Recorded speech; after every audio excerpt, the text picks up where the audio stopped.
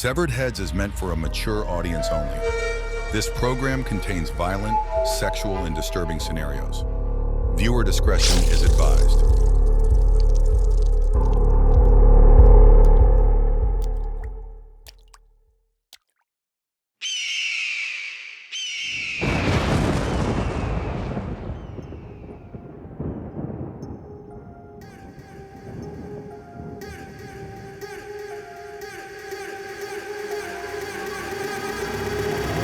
Welcome to Severed Heads, written and created by William Goodman. This story is called We Die in Gray Skies. Chapter 8 is called Limbo.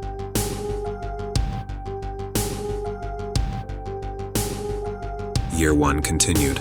I don't remember much, but I remember the blood. I remember the shallow pool I was drowning in crashing down on my lungs. I remember the red handprints on the white tiles as I was crawling for help. I remember the 5 blacks and the sharp object they used to dig deep in my stomach. I remember they huddled around me and called me pathetic, called me a John Wayne Gacy copycat that should be facing lethal injection. They said I was a worthless piece of shit and deserved what was coming. I was covered, smothered in blood like I was baptized, and my sins were repented.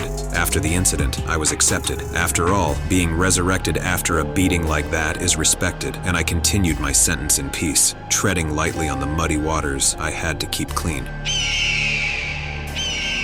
After year 1, this is a nightmare on Elm Street and I'm hanging from an elm tree, rocking back and forth, hoping that my neck breaks. Success, it separates. Subtract my memories. An extended sentence for a born-again secular demigod. Let me demonstrate as I detonate. I'm dead today, hell tomorrow. I'm dead awake on visiting the decorated landscape again, but I better make amends. That landscape is a devastating memory that's trapped inside my head. So I'll fake it, I'll conform, I'll get some help, and I'll perform an act an elaborate personality. Get out, get back to being a lavish womanizer.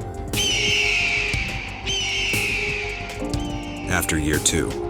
Prosecute the prophecies, Nostradamus fallacies, hypocrisies, pastors sing, sweet, sweet melodies, felonies and date rape tendencies, celibate and daydream murder scenes. Murder me, your middle school shooting spree. Conformity, a con man, constantly. Pardon please, it's a plastic palace and I'm partial to progress, so tie me down like Alex DeLarge and condition me. Part the sea and watch me right the ship on this odyssey. Ozymandias legacy. Empty calories, seize the day and systematically change your ways. Wicked days ahead. In bed as you call for reinforcements. My head, I dread, I cry for rigor mortis. I'm dead, I plead for habeas corpus again. I bled for the right to become a better person, but I'm a torn man, dormant to those that are doormats. Like the middle class, poor men disguised with poor math. Rape is convoluted. To kill 2 birds with 1 stone is easy as cake. Over the moon and across the rainbow, you'll find a butterfly and a rattlesnake. Speaking of the devil, we don't need to see eye to eye, but to argue with my intentions, then you missed all the warning signs. The warning signs.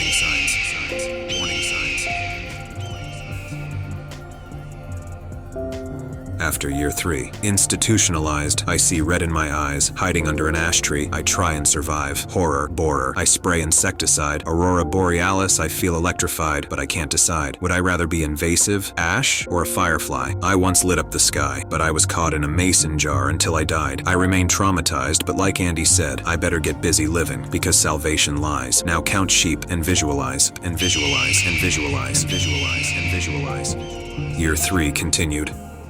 What have I done? What have I done? What have I done? What have I done? What if I'm done, and that bright light isn't the sun? What if it's God calling my name, telling me I don't belong? What if I'm forsaken, and the devil has taken my tongue? What if I can't bargain with my afterlife, and the process has already begun? I'm not sure what's happening. Everything is black and white. I can see my sins playing in the distance, like I'm surrounded by the horizon, reminding me that my life's a motion picture, and I'm the antagonist in the script I've published and written. I wish it were fiction, but it's not that simple to forget your evil and wicked ways. I'm a boy with a sickness. I see the faces of my victims engraved on the big screen. I take a few steps forward and immediately fall flat. It's a land of quicksand. My lungs are deprived and I'm quickly running out of breath. In the corner of my eye, I see a silhouette. He looks familiar, but I can't figure out where exactly we have met. I ran to him, but he dissolved into a million pieces like he was a mirage, and I'm seeing reasons to reflect on my misdemeanors. But then he appears again, and I follow him like he was the answer to my prayers, and I'm born again. I yell to him, "Where are you taking me?" But he doesn't respond. Eventually, we appear to reach the end, and in a flash, he's long gone. My feet are torn with cuts and blisters. Rattlesnakes are crawling up my skin. I grab one with my fingers. I raise the serpent to the sky and beg whoever for forgiveness. Lightning strikes, and I awake on my final day, and I awake on my final day, and I awake on my final day in prison.